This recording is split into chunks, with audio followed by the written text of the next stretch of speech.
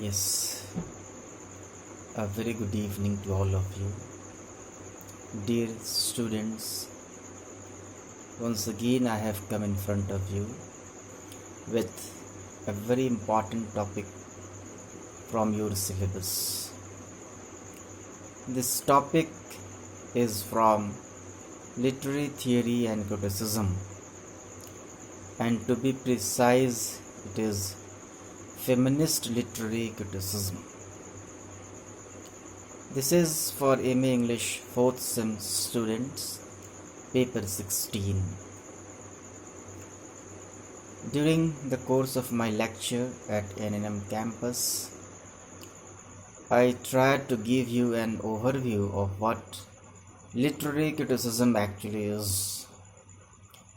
And there I told you that before criticism exists, it is necessary that creation must be there. And the wave of criticism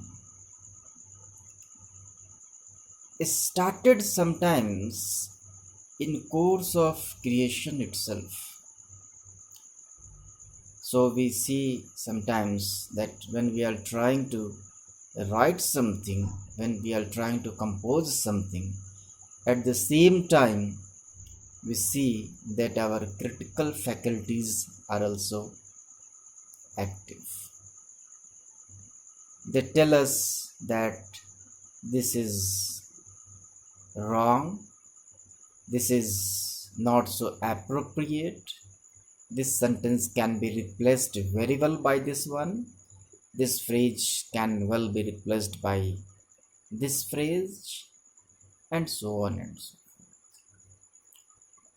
The word feminism or feminist is actually applied to women or females. So you may ask me, what sort of criticism is this? And what does it criticize? Well, this feminist literary criticism is an advocacy, is a plea for the rights and freedom of women in all the spheres of life. In a patriarchal society, or in a society where maximum amount of support, maximum amount of preference and opportunities are given to men, women remain at the margin. Be it the field of education, the field of politics, the field of creative writing, the field of war, and so on and so forth. Well, there is a word, human being, and this human being, the expression human being, nowhere clarifies either male or a female.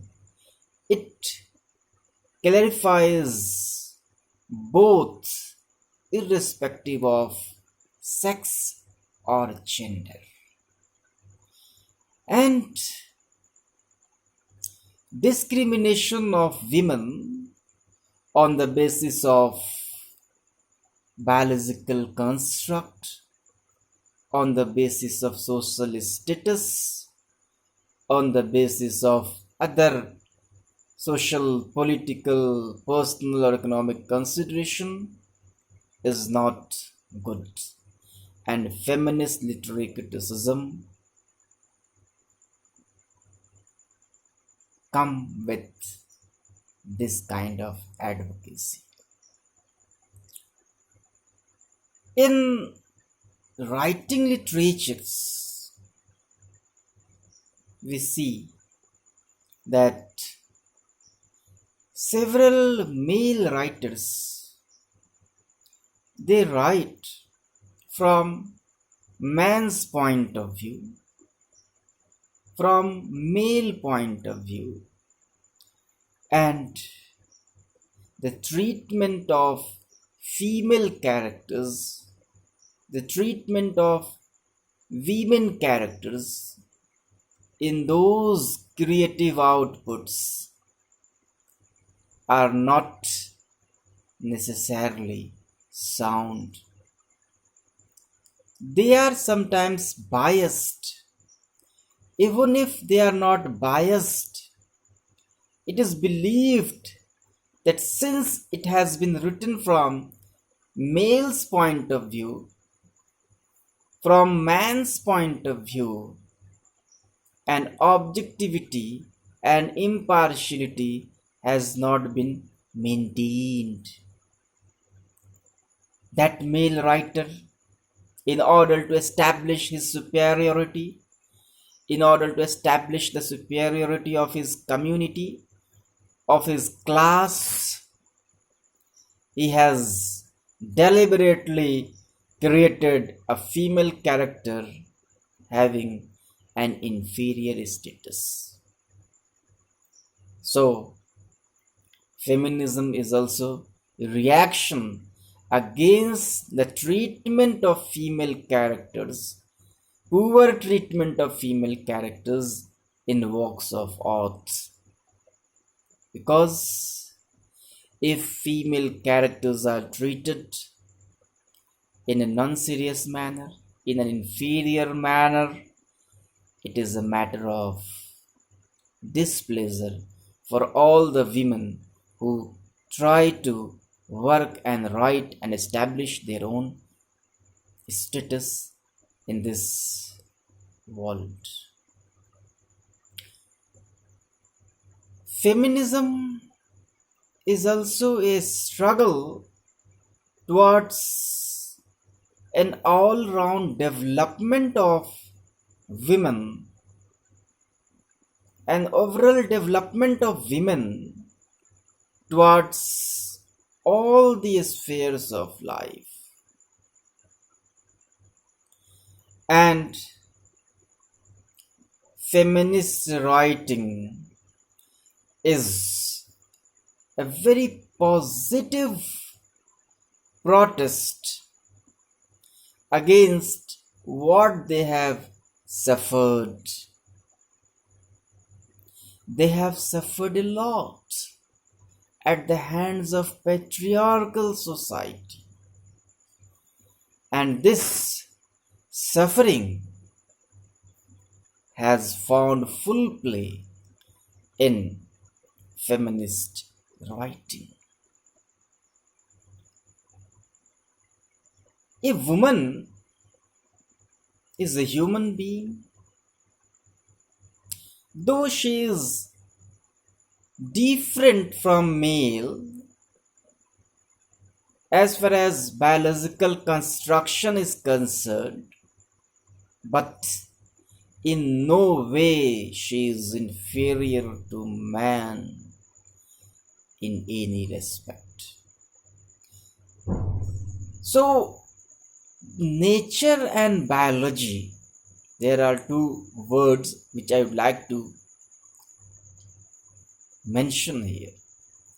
Nature and biology determine a woman, but they determine the sex, and it is the culture and the society that determine her gender. But what difference does it make if a human being is biologically different from male counterpart? Does it inhibit her further movement and progress in any areas? No, it nowhere stands as an impediment towards the way of success. So, why view women with an eye of suspicion? Why view women with an eye of low status? These are the heartfelt protests of so many women writers against this construct, this social construct.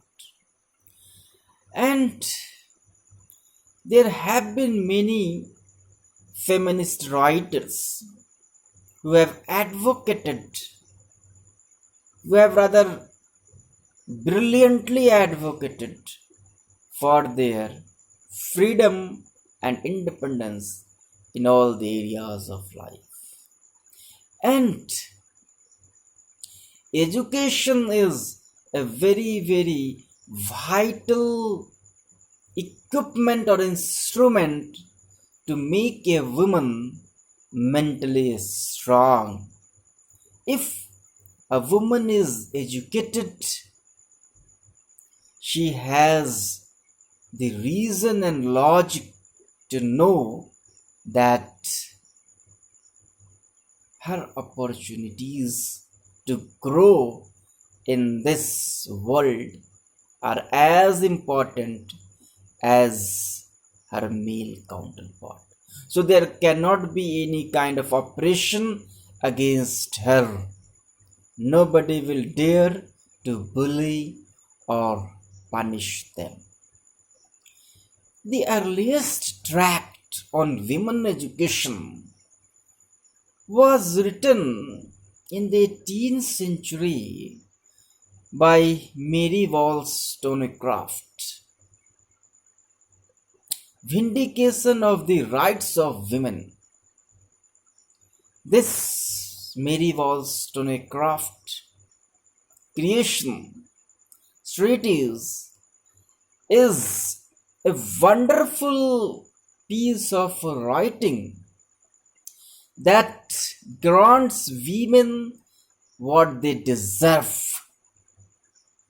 If you go through this piece of tract, you will come to know that how beautifully she has taken a stance for women education. It is only education that can change the overall taste and temperament of women, and this education is a powerful weapon with the help of which they can fight against an oppressive and double standard society. So, she has advocated every sensible human being to first educate their daughter. How does education help? Well, women are very submissive, very meek, and they are also sometimes innocent. And I beg your pardon when I say that in some way or other, they are not so much competent to understand the different machineries or ways of the world which men understand, because there is some thing which men have been blessed with, because since times immemorial it has become a construct that you are a woman, you are a woman, and nature has never made you inferior in any way. Simone de Beauvoir aptly says in The Second Sex that one is not born but rather becomes a woman. One is not born but rather becomes a woman. What does it mean? That to be a woman is no doubt a biological thing. But if you keep repeating that you are a woman, this is a social construct. And you are made to realize that you are a woman, you will do this, you will not do that. You will live within the bounds of this, and you are not allowed to trespass the areas that have been drawn. And when the woman is educated as Wollstonecraft feels, she will utilize or use her own discretion, her own wisdom to establish her power and clout in the society. And writings that we have seen by female writers also amply reflect the great role women can play. So, one question arises here that if female say that males male writers have treated female characters in a very subversive manner, in a very low manner, so males have also started saying that female writers have treated male characters in their writings very poorly. How do you say this? Because the age old operation against women that we have seen finds its voice in such literatures also. And this is equally bad. When you are demanding your own right, okay, you demand your own right. You will be allowed to give everything. But this again should not lead you to think the same way which you have criticized others. And this kind of attitude has to be strenuously avoided. And in this work, the role of education is immense, which we have seen in Mary Wollstonecraft path-breaking work, Vindication of the Rights of Women. Not merely that, writer after writer in the modern age came with their own opinion. And one writer of such note is Virginia Woolf. Woolf is a noted female writer of the modern age. She has also suffered a lot at the hands of patriarchal society, and she has also been a victim of discrimination, of the double standard treatment, and she does not forget that how badly she was treated when she was studying in a university. There was a discrimination that male students enjoyed a bigger room than female students. So she wrote a room of one's own. What? Women have to have lots of financial freedom, economic independence, and a comparatively bigger room or almost similar room than the boys get in order to get ahead in life. Because if they do not get proper financial support and they do not get proper peace of mind and surrounding, they will not be able to create great works of art. And Virginia Woolf demands the same. But I see that creativity is not necessarily a matter of economic security or a very separate room. There have been writers who have been suffering through lots of problems, but when they were overcome with creative urge, creative frenzy, they could register their urge on papers, and considerations like money and room could not deter them to move ahead in their life. We have the examples of Dostoevsky, the great Russian writer of Crime and Punishment. Dostoevsky wrote under straitened circumstances, and whatever he has written has become immortal in the world of literature.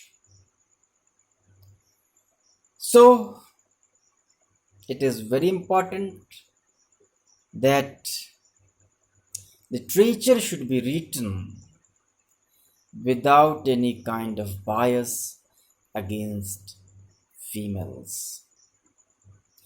And females also complain that they are not taken very seriously whenever they are writing something. So they demand that they be taken very seriously. And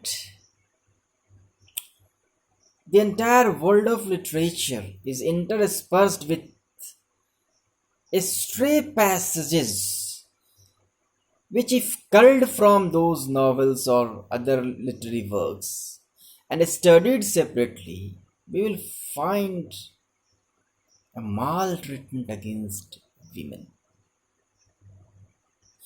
And those pastiches of writing have been taken as an example by the feminist writers to denote that how at several places women have been treated very poorly. So, feminist literary criticism is the study of how and in what way can we better the condition of women in the society. This mode of inquiry, this mode of literary interpretation is not new. Though in this modern time it has proliferated because there have been three different waves of feminist criticism with their own writers, and each of them has their own say to say, as we have seen in case of Wollstonecraft and Virginia Woolf. And You can take one novel, Jane Eyre, which is a very, very important Victorian novel. And the suffering of the female protagonist of the title character is a reflection of the suffering of the writer herself.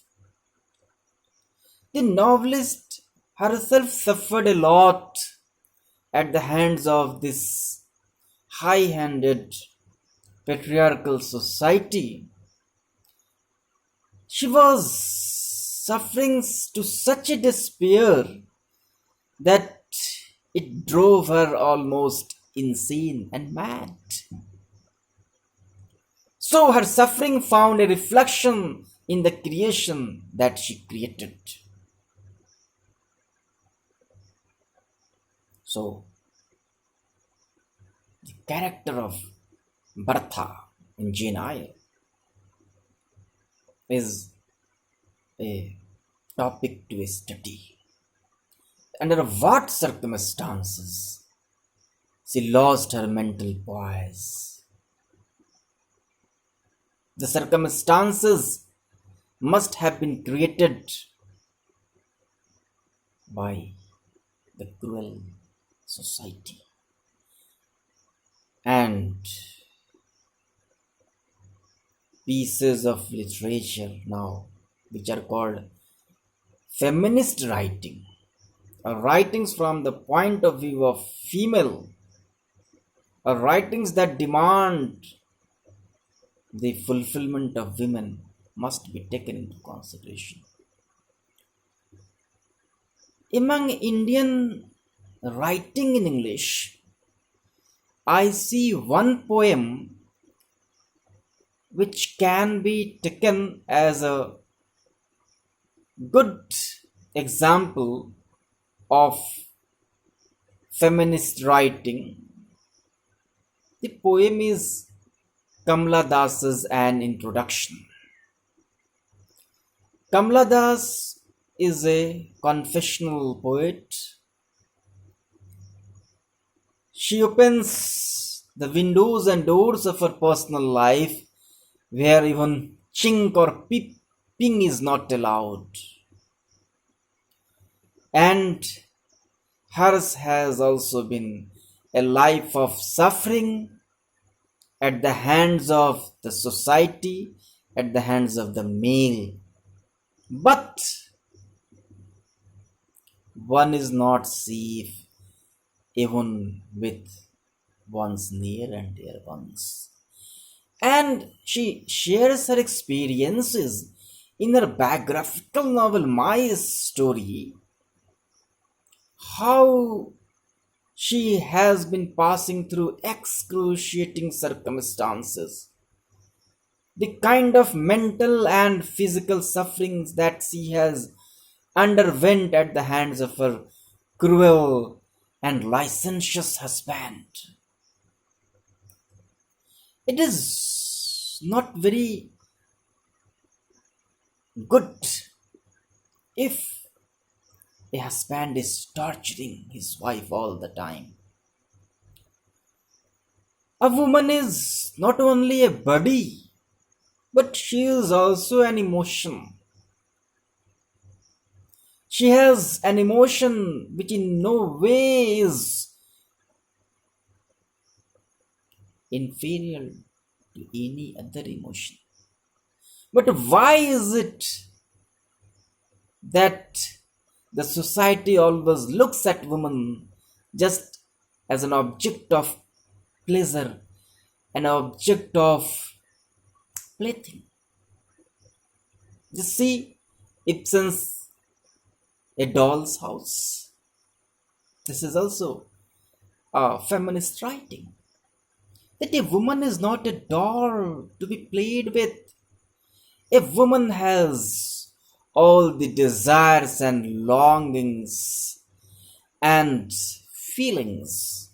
If they are not fed, the woman turns out to be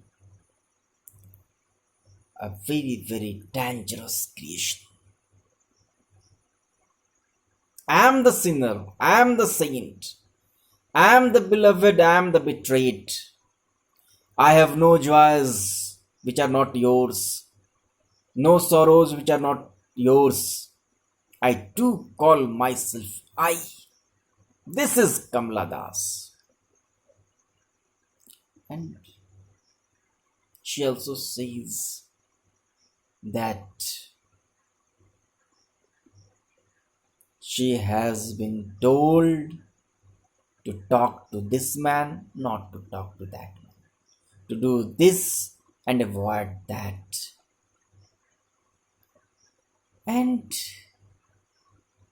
she was made to realize gradually as she attained maturity so many things. She wanted to wander and move freely like any human beings, like any man. But then she was always made to realize that you are a woman, you are a girl, you must belong, you mustn't wear this. How many types of impositions and restrictions are there for women? Why are there no such restrictions or impositions for men? Why is it that when boys come late at home, nobody takes them to task? And why is it that when girls delay in returning their homes, phones after phones are coming to them? Why? We have made the situation, we have created the situation, and because of this, others are taking undue advantage of it. So, feminist literary criticism is a very vibrant reaction against all the patriarchal society that think women to be inferior to men, and they think that women cannot participate in all those activities where men participate, but women claim that there are no areas known to human being, there are no areas since the creation of this world where women have not participated. And women are the creators, they are the begetters, they are the sources of energy. If they have begotten men, how do men think that they are far inferior to them? How can creation be better or stronger than creator? This is also one of the propositions that I see. I have given birth to you and you said that you are stronger than me. It is just a kind of bad logic. And we have to think in terms of this, that women must be granted their due. And you know that there are so many female writers, critics, which we have to study, like Ellen Showalter, Kate Millett, Judith Butler, Mary Wollstonecraft, Samantha Beauvoir, Virginia Woolf, Jane Austen. There are so many writers that we have to take into consideration, and we have to know what actually they want to say. So, this will be very, very useful for all of us. I think that this is just an introduction to what feminist writing is, and when next time you come or I come, you should come with full knowledge of the topic. I will suggest you a book to read, and the name of that book is Literary Theory and Criticism by Patricia Waugh. This is a very important book which is based on different literary theories and criticisms, which you will do well to take up. And there also you will find lots of space devoted to feminism, which will be very helpful for your examination purpose also. And this literary criticism is a bit different from the literature that you study. When you do not make the mistake of seeking the same kind of pleasure or entertainment that you always have while dealing with pieces of literature. This is a kind of discussion, and discussion is always not entertaining. That always tries to establish a point. So when a discussion is going to establish a point for or against, so it is always a kind of social tract. It becomes a social tract, and we are trying to advocate for the sake of women in feminist literary criticism. And you are also encouraged to bring your own insights into this topic, because what you think about a woman, and what are the prior knowledge of yours as far as criticism of this kind is concerned, is very important, because there is also a criticism of criticism. You do not think that criticism is a kind of response to work of art. No, there is also a criticism of criticism. You may agree or disagree with feminist writers also. You may disagree, as we have disagreed with Virginia Woolf. Several critics have also disagreed with Virginia Woolf when she demands an economic security and a private row. Emily Dickinson, take for example Emily Dickinson. She is also a noted feminist writer. Her poem is very important. She is also voicing feminine concerns, and she has also suffered lots. So, a kind of feminist literary criticism turned out to be a kind of collection of protests of the female writers, and we have to study it, because we cannot have a one sided opinion on any topic. Since this is a literature, we have to take the opinions of both males and females. Only then our purpose will be successful. So I think that this is enough for today, but enough is not always enough. There always remains to be said something, and that remaining will be completed in next video of mine. Till then, you take care, stay happy, stay safe, stay at home, take care of yourselves and your family member. Thank you very much.